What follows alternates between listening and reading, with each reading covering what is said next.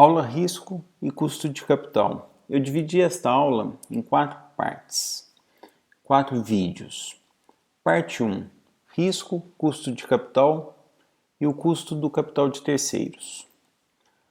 Estamos em nossa disciplina em decisões de investimento em condições de risco e decidimos pelo caminho de ajuste do risco na taxa de desconto, ou seja, ajuste do risco no custo de capital. Aqui está o custo médio ponderado de capital. Nós temos capital de terceiros, custo do capital de terceiros, custo do capital próprio. O custo do capital próprio nós vimos pelo CAPM, vamos adotar o CAPM, e custo do capital de terceiros, vamos trabalhar um pouco a noção de que ele é função do risco de inadimplência. Alguns exemplos de aplicação deste conteúdo, nós temos análise de desempenho de empresas, análise de valor adicionado, avaliação de empresas e o foco desta disciplina que é a determinação da taxa de desconto para análise de projetos de investimentos. Aqui, apenas para ilustrar de forma bem simples, como olharmos isto de forma simples, nós temos um exemplo de avaliação de uma empresa. Aqui os ativos da empresa gerando o fluxo, que será capitalizado, trazido ao valor presente, por uma taxa de desconto. A taxa de desconto está sendo determinada do lado de cá pelos fornecedores de capital. Então nós temos aqui a taxa de desconto, ou conforme temos falado, o retorno exigido, o retorno esperado dos fornecedores de capital, aquele nosso investidor da nossa figura básica que vocês se lembram. Então nós temos aqui apenas para ilustrar uma perpetuidade sem taxa de crescimento, aqui o lucro antes de juros, ou uma medida de fluxo de caixa operacional livre. E aqui o custo médio ponderado de capital, que é o objeto desta aula. O primeiro ponto é a estrutura de capital. A estrutura de capital nós teremos a participação de capital de terceiros, a participação de capital próprio. Depois nós temos o custo de capital. Nós teremos o custo do capital de terceiros e o custo do capital próprio. Também apenas para ilustrar de forma simples para onde estamos encaminhando a disciplina. Então nós temos aqui o resultado disto.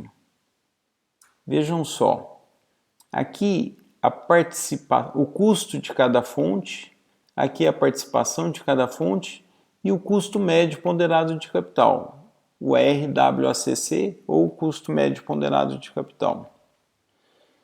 Agora, um pouco mais sobre o custo de capital. Custo de capital de terceiros e custo do capital próprio. E nesta primeira parte da aula, sobre o custo de capital de terceiros. Nós temos aqui a base do custo. Atenção para um ponto aqui, o custo de capital de terceiros não é, como nós vimos na aula passada, nós exploramos isso já na aula passada, a taxa de cupom de juros. A taxa de cupom de juros seria o custo de capital de terceiros se a empresa recebesse o valor total da emissão, se ela recebesse o valor de face da dívida, o valor de face da emissão da dívida. Como muitas vezes há deságio na emissão da dívida e há taxas que são pagas para os escrituradores das dívidas, o custo efetivo da dívida será diferente da taxa de juros. Para chegarmos no custo efetivo da dívida, a base é a taxa interna de retorno do fluxo da dívida. Daqui a pouco nós vamos ver como isso, eu vou trazer um exemplo para vocês, como isso é função do risco de inadimplência. E nós temos aqui o ajuste com a alíquota do imposto de renda. No caso do Brasil, nós temos a alíquota do imposto de renda e da contribuição social, imposto de renda sobre o lucro corporativo. E nós chegamos ao custo do capital de terceiros, sendo função do risco de inadimplência. Aqui tem um ponto interessante para reflexão, que é o seguinte: quando nós falamos lá na última aula sobre o CPM para o custo do capital próprio, nós chegamos à conclusão que o custo do capital próprio é função do risco sistemático. E aqui, para o capital de terceiros, nós temos que o risco de inadimplência é a base para o custo do capital de terceiros. Veja que o risco de inadimplência é um risco muito específico, é um risco específico daquela empresa, é um risco específico daquela dívida. Fica aqui para a reflexão de vocês, por que o custo do capital próprio eu olho o risco que não é específico e para o capital de terceiros eu olho o risco específico?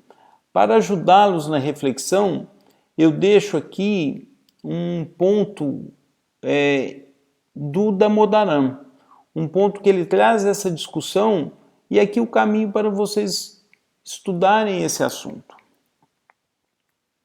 Bom, formas de se obter a informação. Para chegarmos, estamos avaliando um projeto de investimento, estamos avaliando uma empresa, precisamos chegar no custo do capital de terceiros. Nós precisamos obter informação. Se a empresa ela tem dívidas já lançadas, dívidas em circulação, dívidas que estão no mercado secundário, a melhor forma de se chegar na informação é olhar quanto que essa dívida está sendo negociada, com qual rendimento que essa dívida está sendo negociada.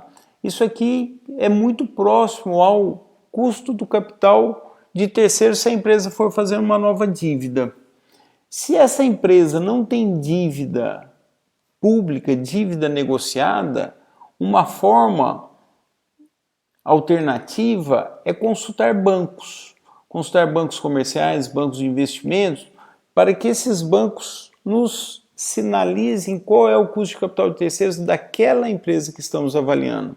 Se a empresa estiver num momento avançado de captação, as próprias cotações são a melhor indicação para o custo do capital de terceiros.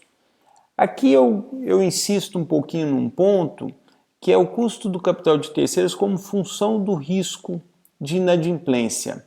E eu volto aqui com o Damodaran, que ele coloca o custo da dívida, que basicamente ele está aqui falando desse RB, da primeira taxa. Ele tem dois componentes. Ele reflete o nível corrente de taxa de juros e ele reflete o risco de inadimplência da empresa. O nível corrente de taxa de juros é o que se está acontecendo naquele momento na economia que a empresa está ali emitindo suas dívidas, fazendo suas operações. Veja, eu vou trazer um exemplo aqui, veja como ele coincide com isso, com o nível corrente de taxa de juros e o risco de inadimplência da companhia, da empresa.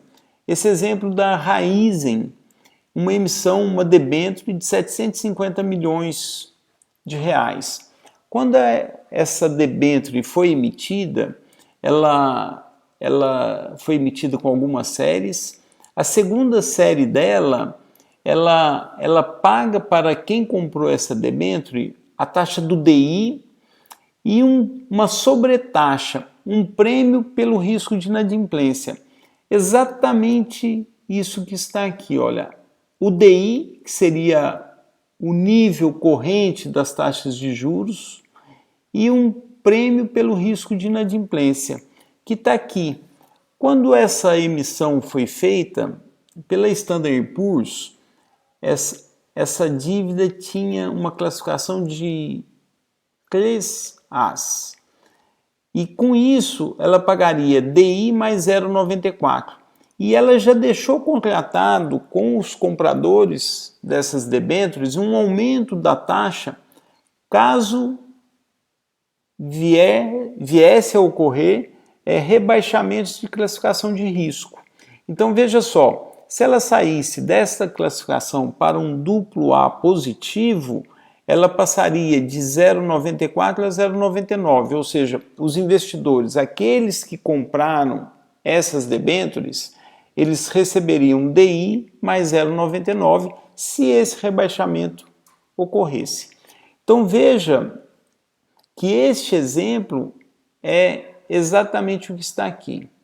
O nível corrente de taxa de juros, no caso do Brasil, que a taxa básica nossa é o DI para as dívidas, e o prêmio pelo risco de inadimplência. É isto, terminamos a parte 1 desta aula. Qualquer comentário, erro, me enviem. Obrigado e até daqui a pouco na parte 2.